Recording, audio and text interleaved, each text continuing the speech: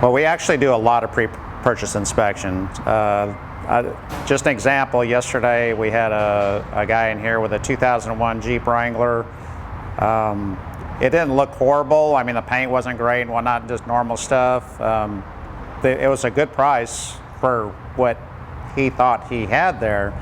But once we checked it out, the Jeep, and mechanically the Jeep was good. I mean, the engine was sound, transmission was sound, everything.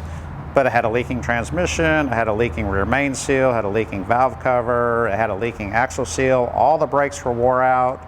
So you get my point, is that if you can't inspect that stuff yourself, you can save yourself, thousands of dollars by having us check it out first, and then also have the peace of mind that that you're buying something that's of value, and because when you're buying a used car, usually if somebody's selling a car, it's for a reason.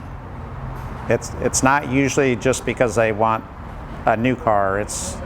They're having some kind of problem with it usually, if not multiple problems that have added up over the years. And that's what this Jeep was. It had multiple problems, and stuff that would normally be kept up over the years and just was not.